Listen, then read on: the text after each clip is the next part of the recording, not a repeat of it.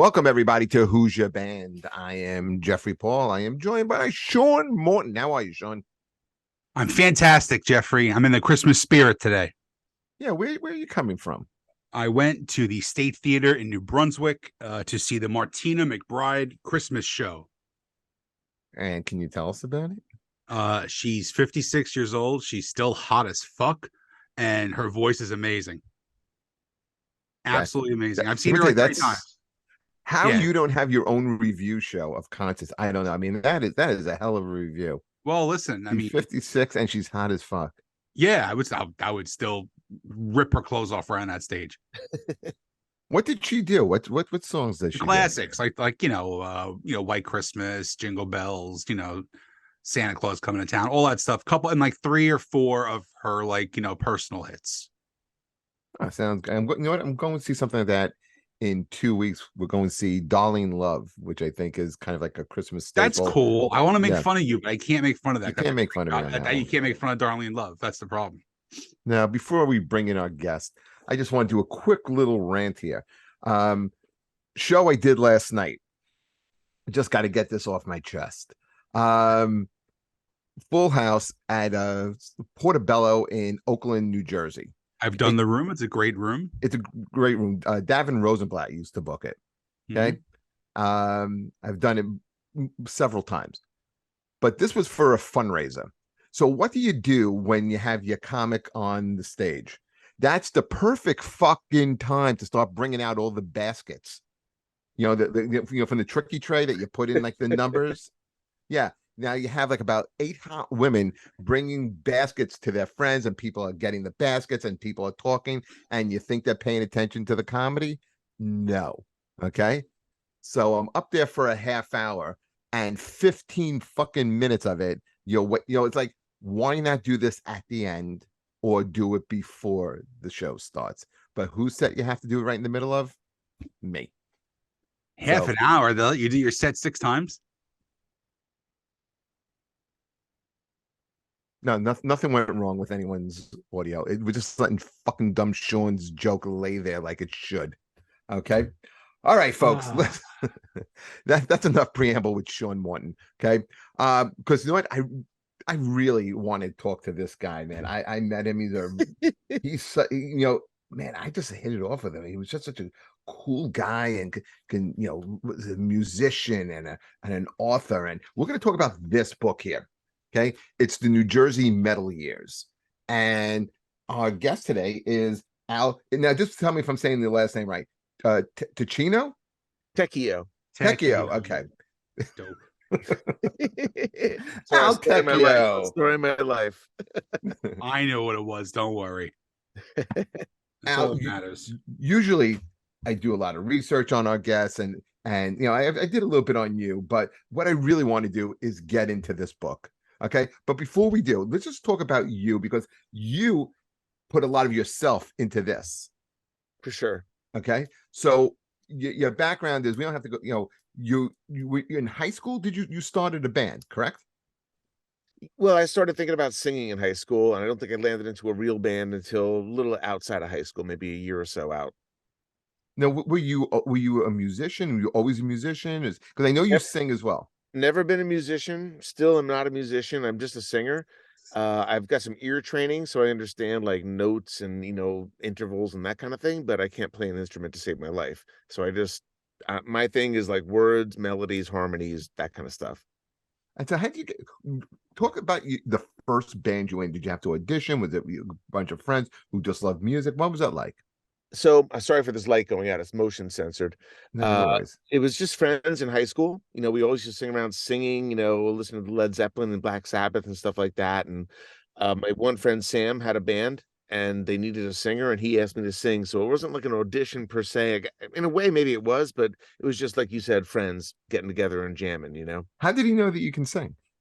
Because we all used to sing together, and I guess you could hear that I could sing okay. I don't know. I really wasn't that good back then, to be honest with you, but I guess they saw something in me and they encouraged me, especially Sam. And that's all in the book too. The whole story of how he got me kind of like motivated and confident enough to do it. I mean, but you really, really know this New Jersey, New York, that whole club scene from like the late 70s, 80s, which if people don't remember that or didn't live it, man, what a time they missed out on. Tell people a little bit about that time. So I'm a little young for that time. This idea for this book, Jersey Metal, which is, by the way, the first of three books. So this is just 1969 to 86. It was his idea, and he knew I Wait, could do all who's the his? Frank White, my co-author. Right. So it was totally Frank's idea to do this book. He provides probably 85% of all the photos in the book because he was a photographer for many years, shooting every single band you can think of. And he's a little bit older than me, but not that much. But he was old enough to like until like, when he was very, very young, like even 12 years old. So for me, I didn't come into the scene later. So I don't start writing into this book until like page 143 or 144, something like that. And the book's 350 pages. Right. So a lot of it was Frank's kind of architecture. We wanted to base it on the months and the years and do it on a timeline kind of thing. And it's autobiographical on his part, my part. But to answer your question, I really wasn't around for those years. I only knew rumors. And then we asked a lot of the bands that played back in that day for their own stories. I mean, And that's what makes up a lot of this book. what's great about this book, I know Frank is also a photographer, right? Big time, yes. Right. And he takes a lot of the pictures in this book. In fact, the first picture he had published, Greg Lake at the Capitol Theater. Yeah. But it's crazy. It's like it's beyond just music. I mean, it just really takes you back to like a time of record stores and Ticketron and Ticketmaster and ticket stores. I mean, really, and the whole club scene. I mean, it really is like here. Sean, do you remember a place called Union Jack's Records and Tapes? No, again, because I'm a little bit younger than you, Jeffrey, but there's certain things that I have great memories of, but I don't know where that place is. Where is it? Where is it supposed to be? Tell him, Alan. Well, the Union Jack was a club. It wasn't a record store. I don't Okay. know. There might be a different ad, but the Union Jack was a big club that like Hades played at, and every single band in the late, 70s, early 80s, for sure, mid 80s played. I think it's South Amboy or somewhere. I mean, I never played it. I was, again, a little bit outside of my entry into the scene. When did you come into the scene? What year? I would say I started thinking about singing in 82, and I ended up putting out my first record in like 87. Okay, but that is like really a big part of the scene because I'm looking here, okay, and you have like you remember the Fountain Casino, correct? Sure, sure. Sean, do you remember? Were you around for I that? heard of it. I've heard of that, but I never went there. And what I'm Never looking went when there either, but I knew about the ads. I never Yeah. went there either myself. see, I used to go to that, and you just look at that. I remember these ads in the aquarium, Yeah. and and all like those little trade papers. And here it says, Fountain Casino concert series. Yeah, TT Quick, Dreamer every Wednesday, Backstreets on Thursday. Yeah. Okay, Monroe. Like, do you remember these bands? Yeah, Billy Monroe. Of course, Billy Monroe for sure. Absolutely. What do you remember about Dreamer? Because I live in Staten Island, so Dreamer had a very big Staten Island connection. Do you remember what it was? Vito Bratta? Vito Bratta, who went on to become great guitarist for White Lion, right? Yeah, Alan, he's gonna start talking about bands you've never heard of before. No, He no, always, that's the whole hey, thing. did you ever hear a fucking paper No. mache tiger? No, I never did. No, Stupid. Alan knows these bands because remember we were talking about White Lion. No, Yeah. White Tiger. White Tiger. White Remember White Tiger. Tiger? Oh yeah, and Black Panther and fucking No. Yellow Submarine. Black whatever. Panther. No, there was this band. Al, back me up with this, right? Yeah. There was a band called White Tiger. And do you remember? I think they would open up with like the single wouldn't come out, okay? Because the whole suspense is like, when is Neil You're totally coming right. out? Okay. And I Sin think it would open up with like Sin City. City something, right? Okay. And it's like, and you're like, oh, these guys are pretty good. And these guys look pretty cool. And then after that, then Neil comes out and he would, Yeah. spandex and long hair. He looked like Cher. Okay. And he'd come out and everyone would go, ah, it's fucking Neil. And Neil would squint because he didn't want to wear glasses. All right. And he was a good singer. I mean, guy looked like a rock star for the 80s. When you look Oh at yeah. it now, I mean, it's ridiculous. But do you remember that scene? So no, I was a little too young, but Danny Muro, guitar player, graphic artist who did all of the nonfiction album layouts and CD layouts for us when I was in nonfiction. So I became friends with Danny Muro, and I sat down with him for lunch to get a quote, basically a story out of him, which ironically has to do with the Fountain Casino in this book. And we had lunch down in, I think, Keyport, New Jersey. And he gave me this killer story that I don't want to ruin because it's in the book, but it's about White Tiger at the Fountain Casino. I mean, those guys, they played 5, 6 nights a week, multiple sets a night. Their roadies didn't even have day jobs. You know what I mean? They all made so much money when the drinking age was 18. They all just slept all day and pardon worked all night. And they were discovered in New Orleans. If you didn't know that, White Tiger, they were not a Jersey band, but they became a Northeast band. These really successful bands like of that era, like White Tiger, um, Twisted Sister, Zebra. How much do you think those bands made being cover bands? Just being They cover did really bands. well. They did really well. I mean, that Fountain Casino story that I don't want to spoil, there was almost 5,000 people at that show on a Monday Right. night. A Monday night. I remember going there on like a weekend, and there had to be at least 2,000-3,000 people, like to see I'm any band. sure. It didn't make a difference who the band was. They were all great. Yeah, it was a different era, man. I don't think it'll ever be reproduced, you know? Exactly. Then you were in Hades. Yep.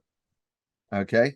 And you guys did I mean, you could sing as high as you did Priest and Maiden, and you even did some Saxon. Yeah.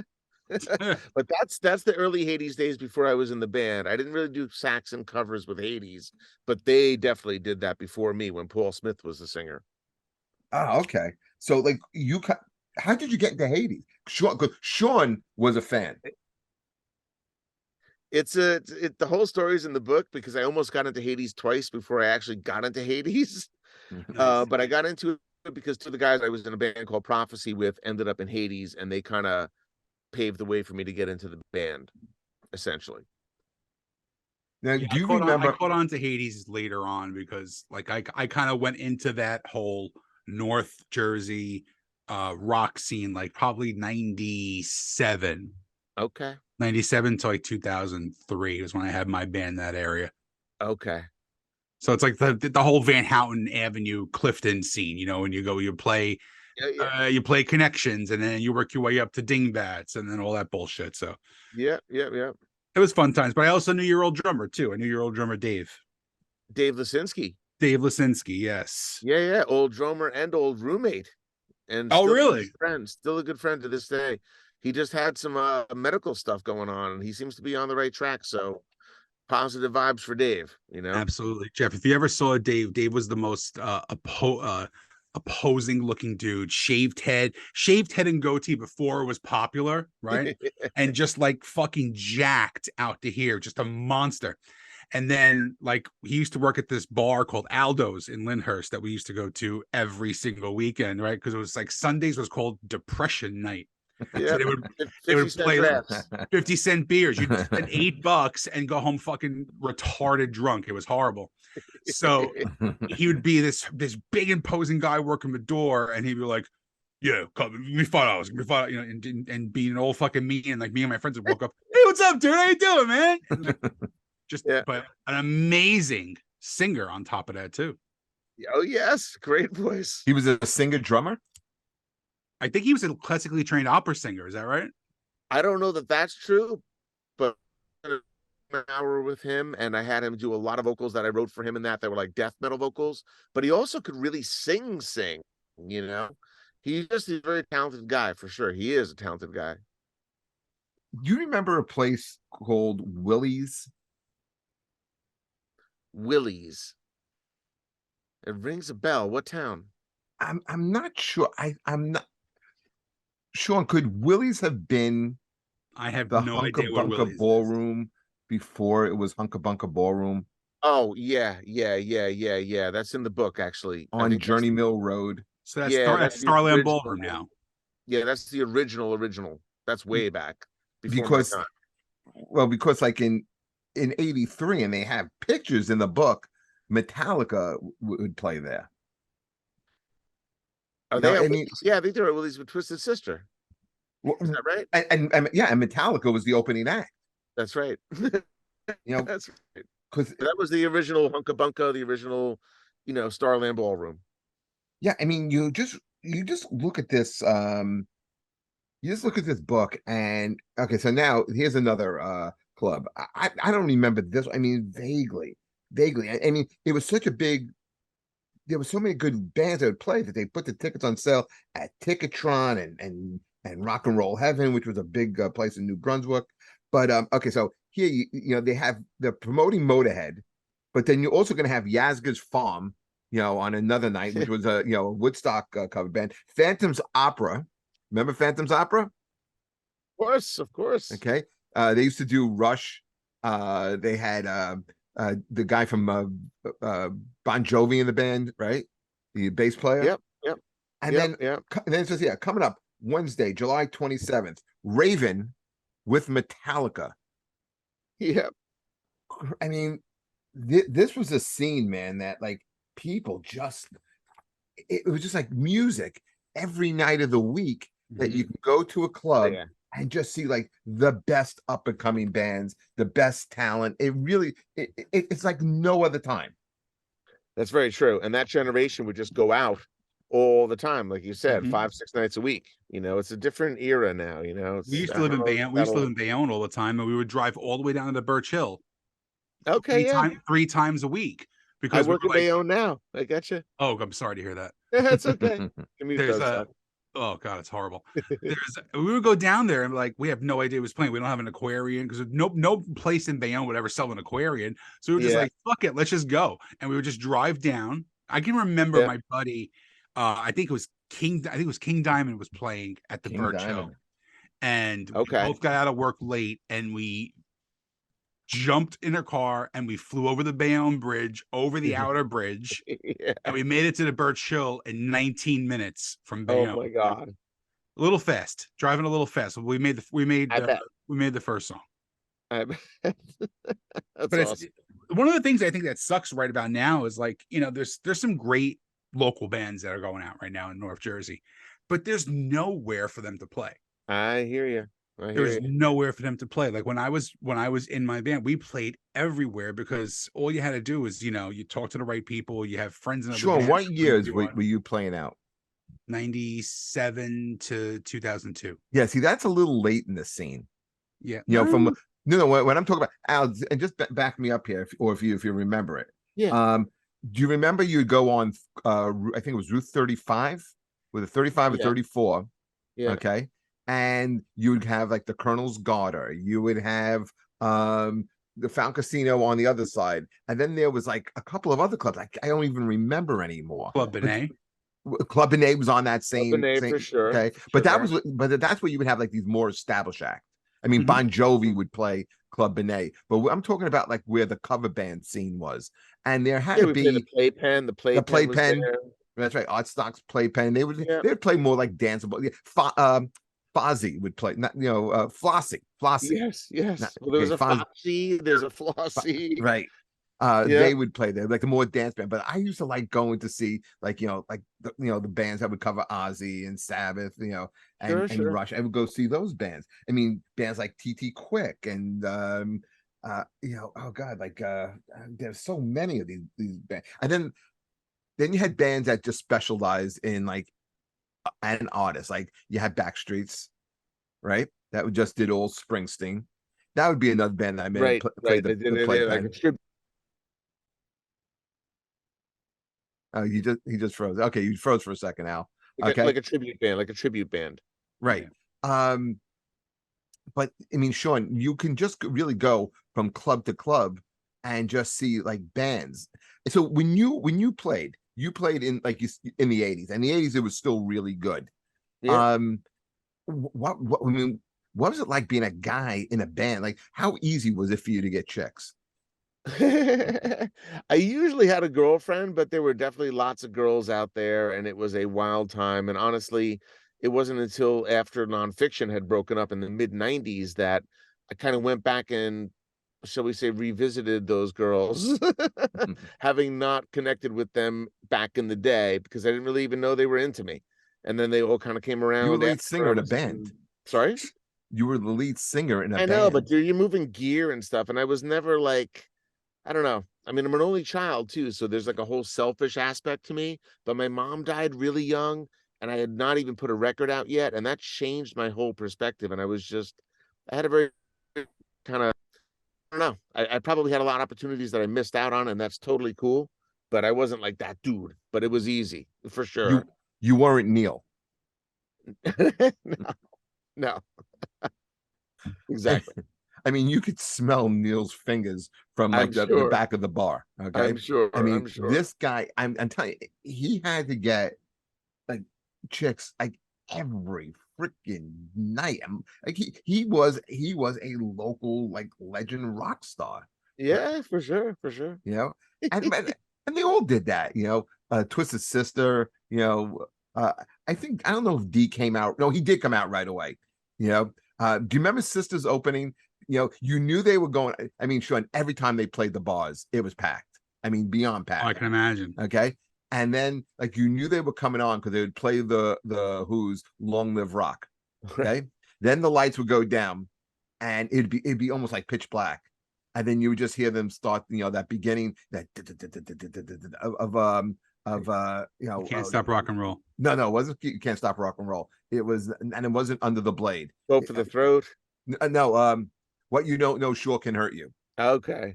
You know, Okay. What You Don't Know, and D would just come out and he was just a monster like lead singer, you know, with the whole thing. And Sister had like the fence, and they had the, you know, I mean, it was perfect. The pink with the black, you know, TS in the background, and everybody was there to see them. And like this was a local band, and they just remember how hard time they had getting signed. Yes. They struggled for a long time. I mean, Sean, they sold out the Palladium in Manhattan. You know, they were an unsigned band. They were trying to get anyone to sign. And this was an era where they were signing everybody. Right. And for Yep. some reason, industry ignored them. And they wind up getting like a little deal over in England. And that album, when they sold on their own, and then they couldn't be ignored anymore. And then I think Atlantic finally gave them a deal, and they came out with Stay Hungry. And, you know, it was just like a monster album. Oh yeah. For sure. So you're in Hades, and what clubs, what venues did you play? What was it like being in a band? You know, back in the Those the early late days, 80s? like trying to get signed, we'd play like Club Manhattan's up in Spring Valley, New York, the China Club in Hillsdale, Studio One, you know, wherever we could play, we would try to get a gig and try to get some labels out there to see us. Definitely Lemoore was a huge thing. Our bass player, he was able to kind of pave a way for us to get into that club that a lot of bands didn't have the advantage of getting in on. And that led to us opening for a lot of really great bands at Lemoore, which definitely helped hype us up in a big way. Like who? Who'd you open up for? Like in Like Lemoore? Megadeth, Crazy. Anthrax, Crumbskers, Biohazard, Armored Saint. I mean, Flotsam and Jetsam, you name it. Like we played there so many times. Many Overkill shows opening for Overkill. Like Overkill ruled that room back then. And you know, we had a kind of a big blessing there with Jimmy to get us in there for sure.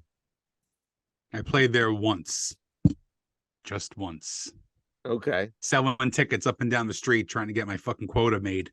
I'm sure. I'm Oh sure. yeah, but Studio One was like that too. They make all the opening bands really Mhm. hustle. Oh yeah. Yeah. Some of the bigger places now. I mean, Starland will do 200 to 300 tickets you have to sell in order to play. Right. If you want to do a big show, like if you want to do, Yep. you know, it's like a Buck Cherry or something like that, you're gonna have to hustle to get those tickets sold. Oh, I'm sure. I'm sure. Yeah, see, I think a lot of people don't realize like what. I mean, Sean and I are both comedians, and so like, you know, we will have different comedian guests on here, and we'll talk about the struggle sometimes what comedians have to go through. But what people sometimes don't know about the music business, they have like these things called pay to play. So like, Mhm. like, you know, like you would have a Buck Cherry, and these bands, like, you know, they think, you know, oh man, they're playing this big venue, the Starlight Ballroom, you know, in Jersey, and they're not getting paid. In fact, they have to bring in, like Sean said, sell 200 tickets in order to get on the bill, or some cases they have to actually pay. And sometimes these bands go on before anyone's even in the house, or while people are still coming into the room. So it's a real big sacrifice that some of these bands have to make, just like comedians do. Well, let me tell you something. Jeff will tell you, you don't make a tremendous amount of money in comedy for the first 5 years or so. I was in a band for over 5-6 years. I made more money in the first year of comedy than I did in the 6 years in the band. I bet.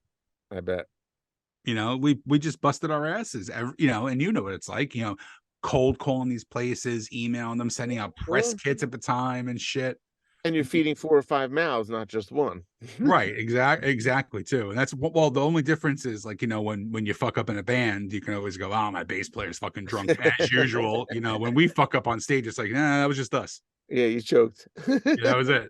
Jeff does it a lot more. Usually there's gift baskets involved, but when nice. Yeah. That was brutal. It put me in such a bad mood. I came That's how home. comedy should be, though, right? And that's not how comedy should be. It is, because it makes no sense. It makes no sense. Why would you do it? Why would you do it when someone's like, and then people start to, I got the gift basket of Louis Vuitton, shoes, or I got whatever the fuck it is, like whatever inane stupid thing that you don't need. It's just consumption. I really, there was a slight second that I was like, maybe I'll go up there and support Jeff. I really was contemplating it, but to go to Oakland now from where I live, it's a little far. If I was still in Bayonne, chances are I would have been at that show. You would have liked the other people on the lineup too. I saw the whole lineup. I knew everybody on the lineup. That's why I was going to go. Yeah. But if I could have seen you die a slow, painful death, oh my God, how great would that have been? Well, here's the part you may not like, Sean. Okay. So for the last 10 minutes, when things finally settle down, I'm able to get them and I leave on a high note. But I mean, I'm up there. I'm like, I'm wasting my time here. I'm just like, why even bother? I've been there 1,000 times. Well, I did think of you because of the of the state senator who was heckling you. Oh, that fucking cunt! You see, you got to bring her back up again. So, in comedy, sometimes we'll have nights like that. How about from a band aspect? Now, did you have nights where, like, the band just doesn't click, like an equivalent to bombing as a band? Yeah, for sure. And it sucks when you're the headliner in like Syracuse and the locals are drawing way more people than you, and all those people leave before you go on. That happens, man, when you're on the road. Like it's tricky. And then there's other times where you're local and people just don't like a person in the band. I remember playing in Staten Island actually one time. Where were you playing? I forget the venue, but we were Life of Agony, and this is nonfiction years, so I came out with nonfiction, and the crowd loved the band, but they hated my voice, so they start whipping quarters at me, and they're hitting me with quarters like as I'm on stage, and I'm looking at these quarters are hitting the stage, and I'm like, oh my God, this is like the most humiliating moment of my life. But I made like an extra $5 in quarters. For real. What years were this? Oh, that had to be like 92, 93, something like that. Yeah, at that time, I don't know, like the big clubs, during the clubs, in the height of the club scene in Staten Island, you had multiple. You had the Factory, which was also known as Snoopy's. Yeah. Okay. The Red Spot. The Red Spot, man, but that was like more new wave. Yeah, then you had Rock Palace. The Rock Palace on Van Pelt that's where I would go see Twisted Sister on a Tuesday night, or Zebra on a Friday night. Then you had, like, later on, like in the 90s, maybe you guys played Wave Street. We did. Yes. In fact, there's a photo. We have a button somebody made of us and a picture backstage at Wave Street. Right. And I remember, so Wave Street was a big venue for Staten Island, for a club. Okay. Yep. And I go there one night and I go see Joe Jackson. All right. And pretty big act in the 90s still. Okay. Yeah. Few years later, I wind up running into Joe Jackson at a bar in Manhattan, and was sitting there. We're talking. I'm having some drinks with him. And after I feel comfortable, I'm maybe at the table for about 20 minutes. I was like, hey, Joe, do you remember playing a club in Staten Island called Way Street? And he cuts me off. He goes, worst place I ever played in my entire career. I couldn't stand them. I don't know if anyone threw quarters, okay, but they may have thrown silver dollars, okay. That's how much I don't think they liked Joe Jackson. But I saw it, I loved it. I thought he was great. But it was weird. I love Joe Jackson. So do I. But also let's keep going back to the book because I love this book, man. Thanks, man. It is a great book. It's called Jersey Metal, Volume 1, 69 through 86. And it, like I said, it just doesn't talk about the bands and Al. It really takes you down memory lane. So anyone who's like our age or missed out on this time period, this book really will fill in the gaps. I mean, there's insane old pictures in here. Yeah, there's a lot of stuff in there. But I tell you, these first like 1,000 or so books that we printed, they're never going to be able to be purchased again because the Aquarian, it's interesting you guys brought them up because there's a lot of Aquarian ads in there. They had given us access to their archives and we went through it, but we never put anything in writing as to what we could use or not use, and they never demanded anything of us. And when they finally saw the book and it came out and they saw the hype it was getting, they're refusing to let us use any of their images going forward. So that's brutal. Listen, why? Why? Dude, I don't know. Listen, but I gotta respect it. And it's our bad for not getting it in writing, I guess.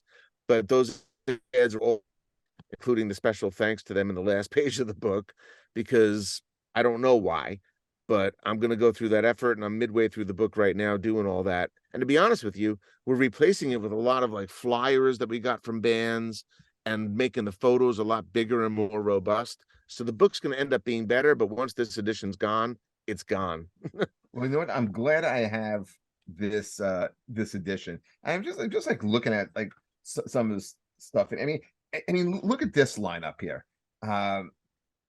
This is first of all, John Scher presents. Remember John Scher? Of course, it was John Scher. It was Ron Delsner. Those were like the big concert promoters back in the day.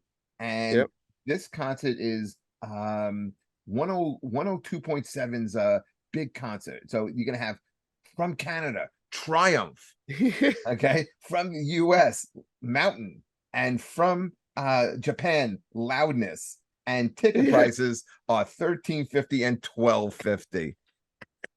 I mean, you're not even getting a beer for that price now. I know, but you can't buy product anymore now for bands. I get it. I still say Mountain's Mississippi Queen is the greatest rock and roll song of all time. You've never said that on this show. I have believed that. Oh, to this, from my opinion, that is the quintessential 70s rock song. It's a great song. And you're going to love the next pressing of this book because we found a whole bunch of live Mountain photos that are going right in the front of the book. And they're not even mentioned in this edition. The Mountain thing in the next one with some really cool where Mountain missed the boat? A lot of people don't remember that they did play at Woodstock. But because they had a shithead manager who was holding out for more money, okay, they don't get into the movie. Okay? Yeah. So nobody remembers them playing and having an amazing set at Woodstock. Yeah. But I mean, they're beyond Mississippi Queen. They were also Nantucket's Sleigh Ride, which I was very talented. Great song. No, but here's another thing like that was pretty cool. Like you have ads here for Crazy Eddie. Like people aren't gonna read. Like if you ask people today what was Crazy Eddie, I don't think they get the reference. I don't think they know what it was. I think they'd say you're insane, Jeff. His prices were insane. And there's what's fucked up? There's like a guy locally here who's like has like a car dealership. He rips off the Crazy Eddie fucking commercial completely. Wait, it's not a car. It's not a car dealership. It's a plant place. Oh yes. The farm place down the road on Route 9. Yes. Correct. Like a garden center. Yes, it's a garden center. Exactly. He's like, my prices are insane, and I'm like, nice. You're fucking kidding me, right? Like, the guy's not even cold in the fucking grave yet. Yeah, like here. Look at this Crazy. I mean, that brings back memories. And Jersey's own Prophet is on the tape is on sale. Tape LP or cassette, $4.99. Yeah. Okay. Oh my God. You know something? I worked at a Crazy Eddie for exactly one day. What happened? It was just, it was just like too corporate. There was too many restrictions. I wasn't doing it. Yeah, I'll show you something, Al. When I was in college, okay, I owned my own record store. It was Nice. called First Time Records here in Staten Island. And what I did one time is I had a big record promotion. And let me show you this picture. What a fucking hack and a half. Don't take it off your fucking wall beforehand. No, let's stand up and let me look at your fat ass while you're at it too. Okay. You see it? Yeah, Jeffrey, we can see it. Raising you fucking mook. It's a little fuzzy. It's a little fuzzy. Now you gotta back it up. You gotta back it up. Oh my God. You think this is your first fucking podcast, for Christ's sake? 109 episodes and the Mongoloid can't figure out how to hold the camera up. I see a bunch of blurry people on the frame. Oh, come on. That's AJ Perro and Eddie Ojeda. Okay, yeah, and me. And that's you in the middle? Look at young Jeff. No. And you can see like on the walls, you have Maiden, Power Slave. Yeah. I have Crocus. What else we have on sale? We had Triumph for sale, Autograph, along with Sade. Nice. And Nice. Tommy Boy's greatest hits. That's awesome. Remember? You know what's great about that? I didn't know you back then. That was probably what, 30 years ago? I still would have punched your face if I went to that record store. Oh, we also have Bon Jovi's 78-degree Fahrenheit on sale in this picture. So that's like 83. No, this is, well, maybe that album came out at 83, but I had the store in, let's see, I'm going to say about 84, 85, 86, like right in there. Once I graduated college, I sold it. Oh, so I can see why you freaking went out of business. You're fucking selling a 3-year-old goddamn record and putting it in the front. They had 2 more records after that, for Christ's sake. Yeah. Just so you know, I do this every week with him. Just I love it. I'm not doing it to impress you. I can't tell. Yeah. I mean, you had Metal Church come down. Oh my God. I mean, you just look. How about City Gardens? What was this? Do you remember City Gardens, Al? Of course, dude. I opened for Flotsam and Jetsam there. We had a few shows there with different bands over the years. And from what I heard, there's a story that broke last week that the place is like about to be condemned because it's about to implode on itself, which is a shame because that was a legendary room. Very bare bones, but a good room. I mean, they look. This was in Trenton, and they had like bands like Stormtroopers of Death, the Dead Milkmen. You know, and when the Dead Milkmen set was from 6 to 10 on a Sunday, and they played with the Dickies, and then they had Nick Lowe from Rockpile. I just saw the Dickies in concert. No, you didn't. Nice. Yes, I did. I went to see Black Flag 3 weeks ago at Starland. Yeah. And the Dickies opened up, and not only did they curtain off the entire top of Starland, it was only half full on the bottom. So basically, if I knew 4 or 5 Black Flag songs, I could have walked on stage and just started playing them. No one was there.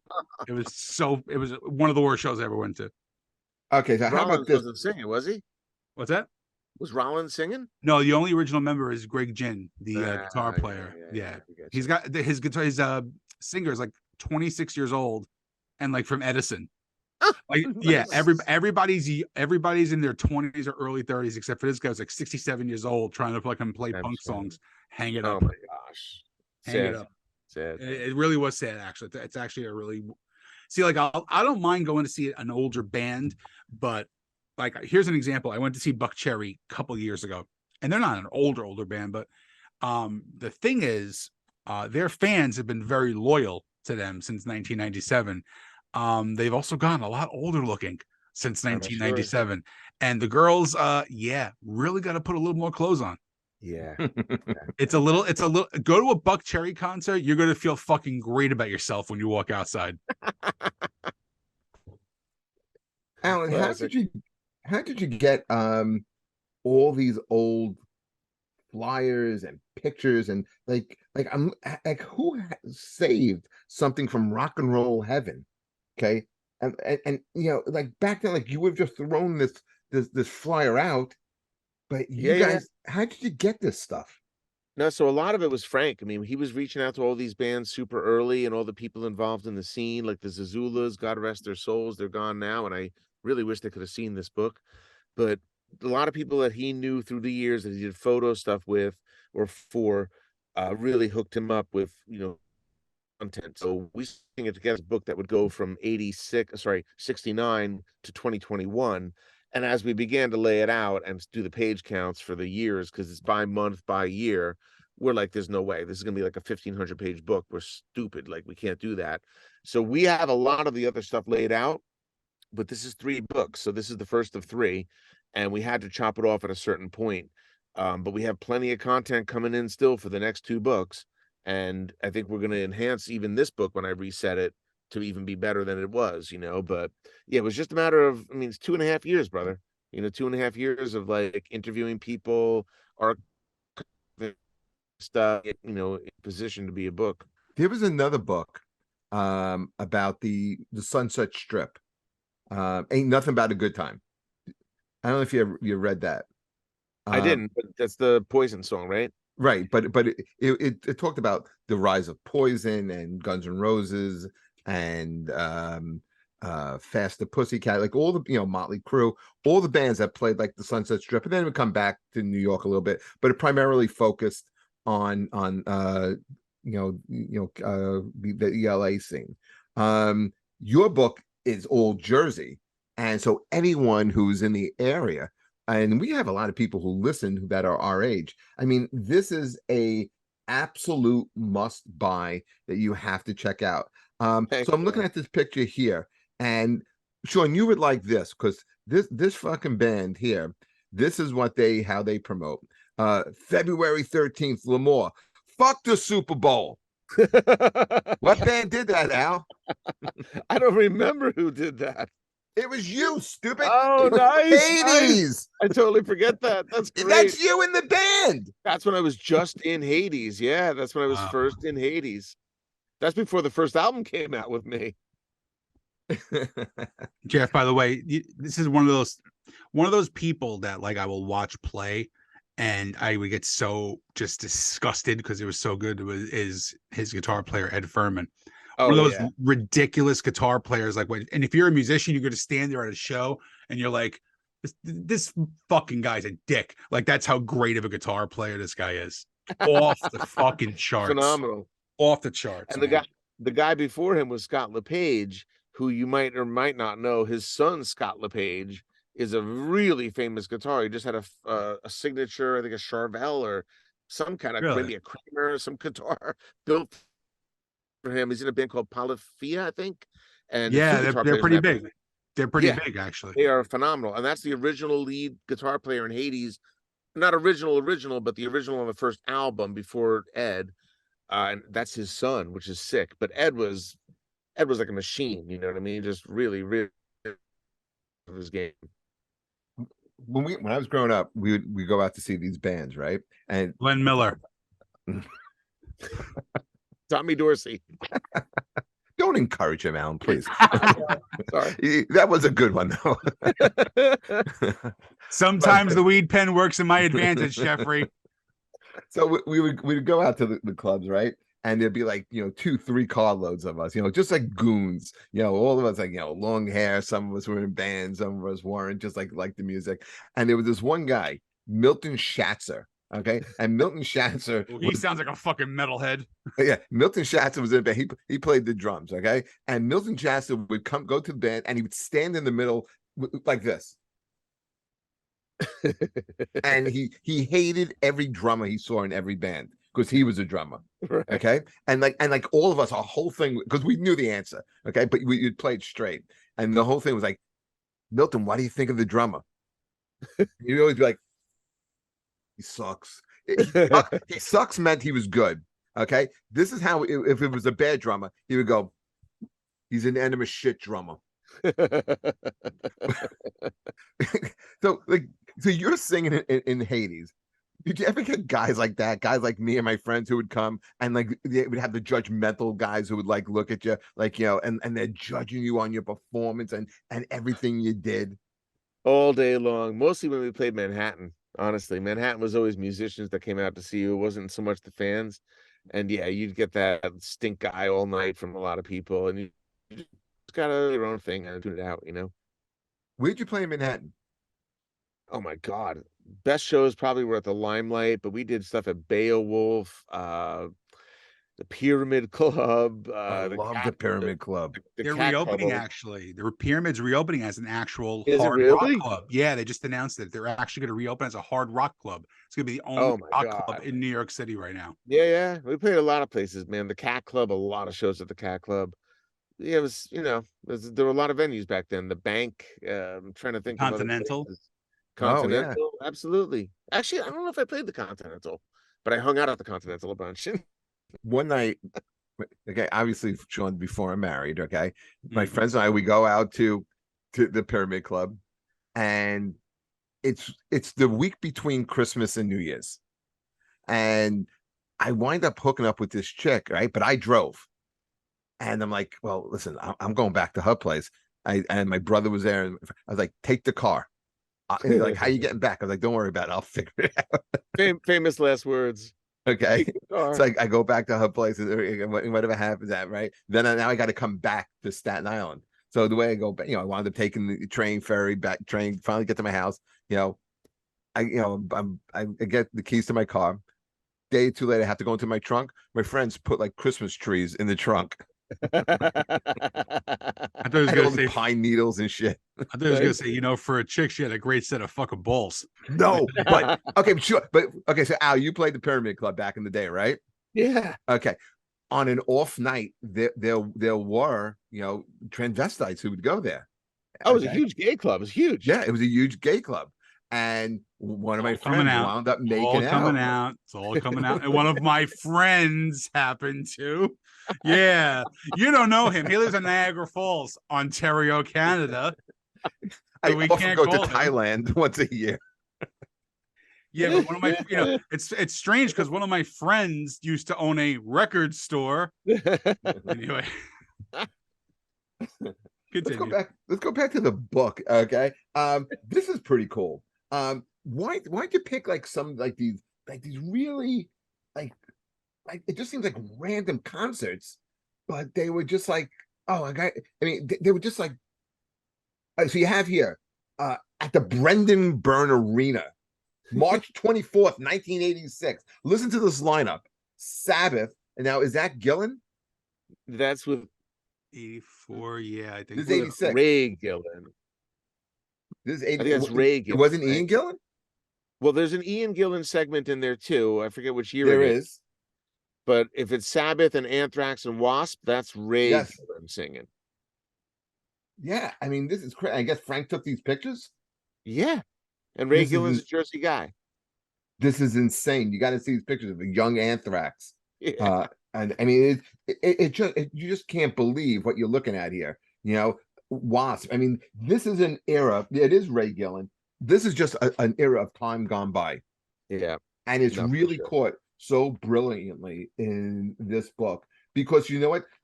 These aren't recreations. These are authentic. Like this picture here.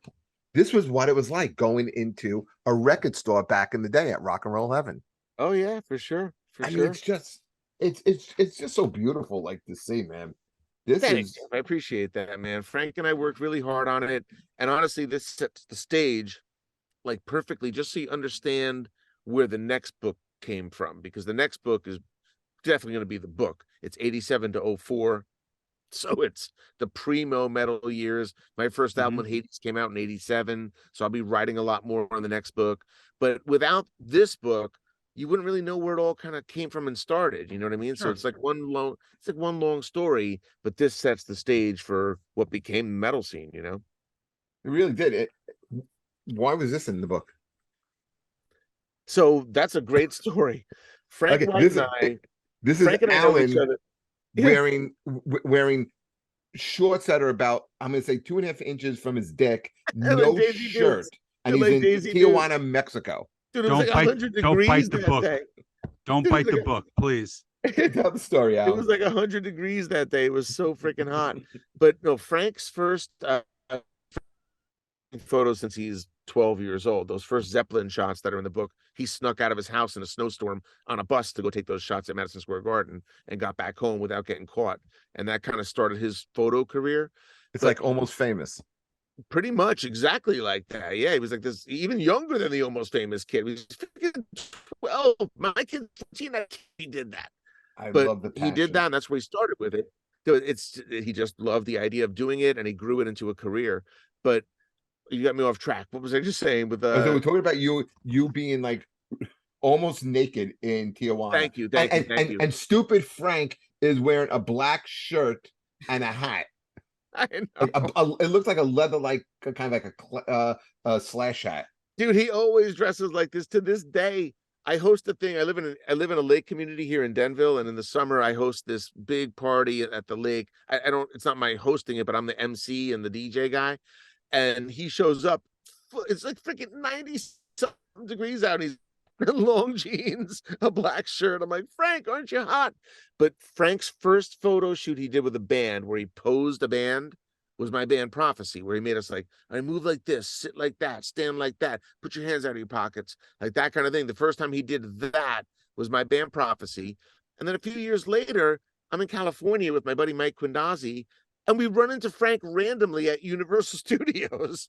And I'm like, what are you doing out here? And he goes, I'm on vacation. I'm like, by yourself? And he's like, yeah, I'm just checking out California. So we're like, tomorrow, let's hang out. Let's go to Tijuana. And that's where those photos were taken. That's crazy. Here's another quintessential 80s. Look at these chicks. Okay. This is where it's like part thong, part granny panties. I like the chick in the middle. That's Frank. That's Frank. Classic. But that was such an 80s look with these girls, man. Oh, yeah. Here's Yeah, another. do yourself a favor. Take that girl, put her in a microwave for about 45 seconds, then you'll see that same girl at a fucking Buck Cherry concert. Exactly what they look like. Buck Cherry. Hey, by the way, we haven't plugged the site yet. It's jerseymetalbook.com, where you Yeah, I want to talk about how can people get the book? Say it one more time. jerseymetalbook.com. Is that the only way you can get this book?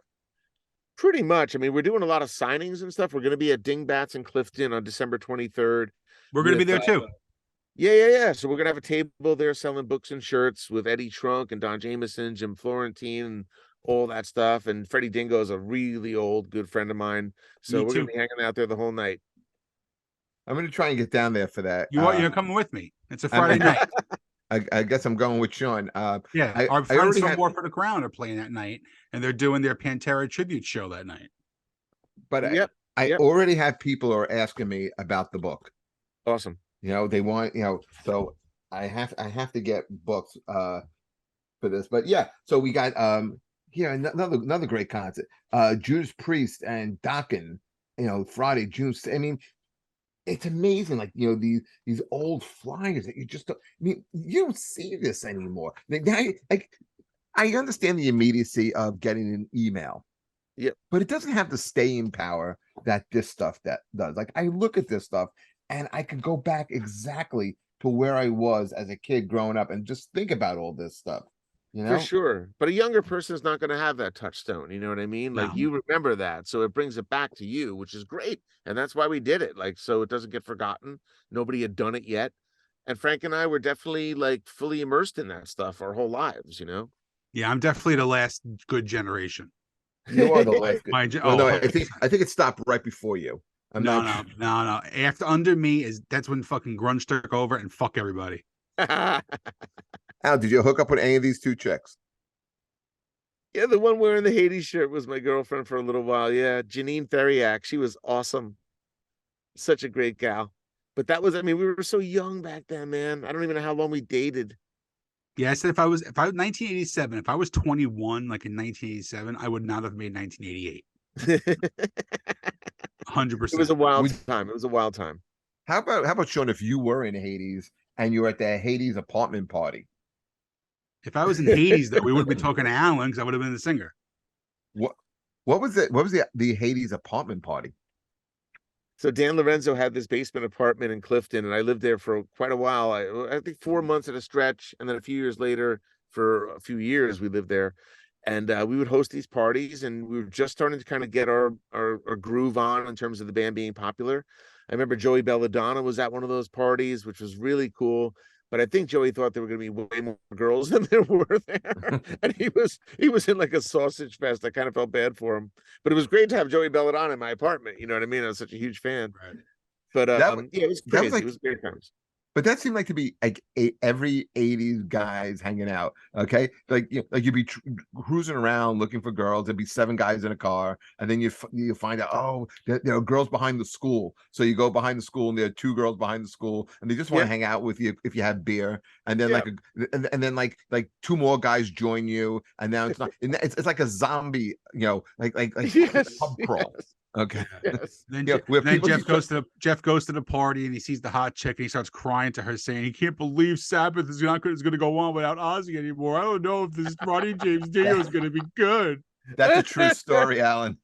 That's a Is true it? story. Yeah, Oh my God. I was You in didn't high pay school. attention. Yeah, I was in high school, and I was at this party, and this chick talked to me. And she's interested, but I'm just like so upset Wait, you because froze.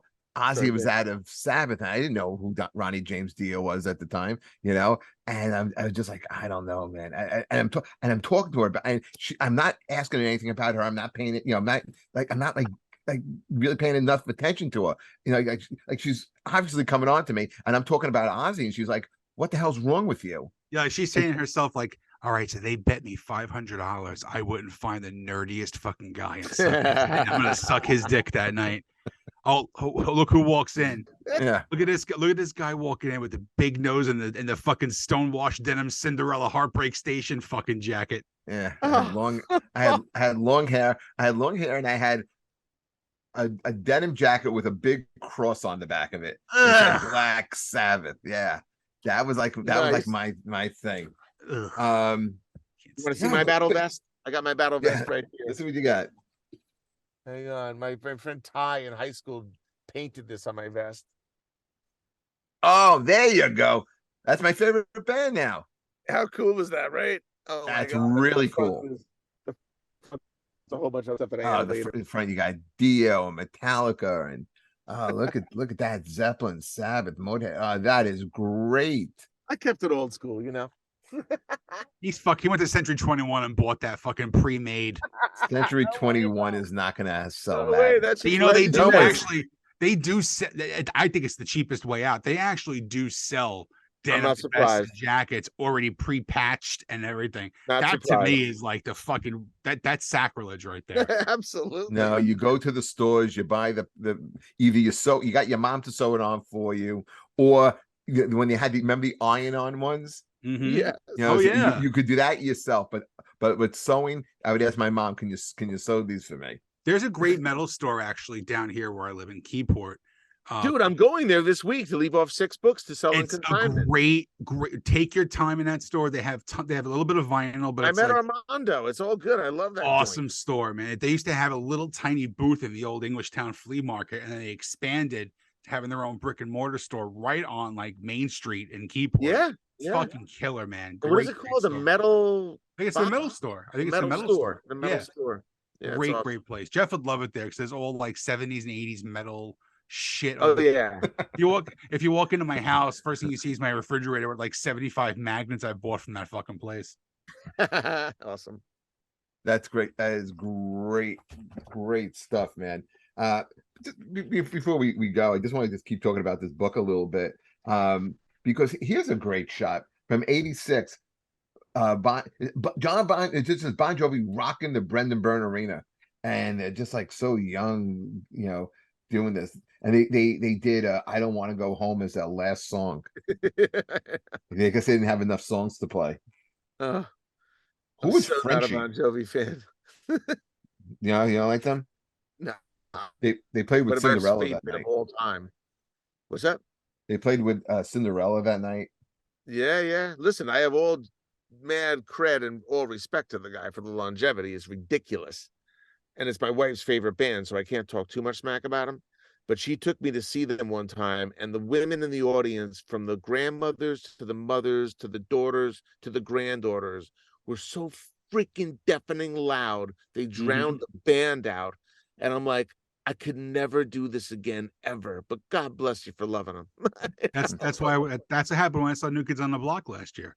Oh my God. It was I can't, intolerable, bro. I Yeah, can't believe Jeff's like, I can't And believe my you went to see New stuff. Kids on the Block. I go, why would I not go see New Kids on the Block? It's gonna hold 20,000 people at the Prudential Center in Newark. There's gonna be 9 dudes. 7 of them are gonna be gay. What the fuck? Do the math, dude. Your odds are amazing. Right. Al, do you remember this band? Okay, I have to do one of those because this was. Do you remember a band called Cities? Of course. AJ Perro. That's right. Yeah, you actually. I would love. I gotta send this to this guy. He was the guitar player in the band. Guy, his name at the time was Steve Moronovich, and wound up changed his name to Steve. I don't know, like Steele or some shit like that. Okay, but it's just like it's crazy. Like I remember when they had a singer called Ronnie Angel, and they were actually pretty good. Yeah, they were. Sal Italiano, the bass player. Great dude. Great Yeah, bass player. You know what I love over the last hour? Just been reading this book and asking you questions. Hey, do you remember this? And you're like, yeah, asshole. It's on page 49. I wrote the fucking book. Although I forgot the Hades hand quote. Yeah. I feel like Chris Farley, you know, when he was interviewing Paul McCartney, like, do you remember when you wrote is but I mean remember when you sang in that band, Alan? That was great. Yeah. but the thing is like my enjoyment of this book is just so genuine, and it really, like, everything I'm saying, I'm not just saying it because Alan's in front of me. I'll say it when he, behind his back. It's a great book. It's a great book with with a ton of just great memories, and people our age, I think would just absolutely go wild for this. And if you missed out on this, this is a great way of seeing a time that once was. And unfortunately, you know what it is? It's like people of my son's 21. Okay, he'll never know what it was like for guys like us to go to a record store, wait for like a Tuesday or a Friday whenever the records were released, get a record, come home, open it up, the smell of it when you squeeze it. Yeah. And that first smell, and you take it out, and then oh shit, bonus, a poster or a lyric sheet. Yeah. Like that excitement as opposed to just downloading something, which is great because you can get something immediate, but you don't appreciate it as much. I agree. I totally agree. And like we talk about albums, I just don't think this generation has the stamina to like listen and sit through a whole album. So that's why you see artists just release songs. I think you're wrong. Do you? I think this generation, well, it's 2 generations below me, but they are the reason why vinyl is as prevalent as it is now. And these people are going out and buying the records. Because let me tell you something, as of 10, 12 years ago, you weren't going to find a vinyl record anywhere. But these fucking hipsters, the only good thing they ever did was that and fucking coffee. I swear to Christ. But now I can go anywhere, and I can go to fucking Walmart. I can go buy waffles and buy a fucking vinyl at the same time. I love it. First, it's not as many. It's not the same when you see the number of records that are being sold now compared to like back in the day. It's maybe 10% of what was. Well, that was the format, the only format. Yeah, back then, exactly. So I get it. Right. I mean, I understand it. And it's nice that there is some type of, but it's very, very niche, and it's not not as big as we make it out to be. And the selection is really small. I mean, the only thing is you'll get like a better quality of vinyl, okay, as opposed to the old vinyl but it's not the same. But I want the old vinyl. Let me just say, we jumped into the old vinyl. We did a book signing at Factory Records in Dover. That's worth plugging and checking out because that's all vinyl, all kinds of old school everything. Cool place. You know what I mean? Factory Records, freaking awesome in Dover. Remember, like when you would go to, you'd say you would be playing, what was the place in the village, in the East Village again, the Pyramid Club. Okay, so if you went up on St. Mark's Street, there was a Trash and Vaudeville, and Yep. and they had like a huge room of pre-sold records and new records, and you Yeah. could spend hours and hours in this place. And sometimes like you go there with $20 and you can sometimes walk out with 10 records if you bought like the pre-used stuff. Yeah, it's true. True. Yeah, it was such a great time, man. And again, the name of the book is Jersey Metal, The History of the Garden State's Heavy Metal Scene, Volume 1, by Frank White and Al Tecchio. Tecchio. Okay. And it's just shaking his head with disapproval. It's so good. But JerseyMetalBook.com. That's where you can get it. JerseyMetalBook.com. JerseyMetalBook.com, and Al in Adam in post, maybe you can just put that in writing so people could actually see it and not have to hear us. Yeah, just so we can kind of really push this book. I think it's really an important book for people to get and to really enjoy, man. It's such a good book, and I just want to thank you so much for coming on. Yeah, man, this is a lot of fun. Oh, dude, thanks for having me on, guys. I'm sorry I was late. No, listen, it means it was 7 minutes less I had to hear his fucking voice. That's totally fine. You guys, but if this comes out, I hope this is going to come out before then. But if not, try and come down to Dingbats in Clifton, New Jersey, on Van Houten Avenue on December 23rd. Alan's going to be there. Me and Jeff are going to be there too. We're going to support our friends. I got Jim Florentine. Frank's going to be there too. Frank will be there. Awesome. And we're friends with Florentine and Jameson and Eddie Trunks and Nerd. We all know that.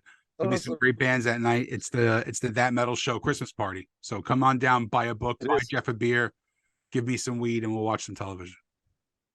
Nice. Let's kick it in. It just kicked in. On that note. Yes. Thank you so much, guys. I appreciate it. Our pleasure.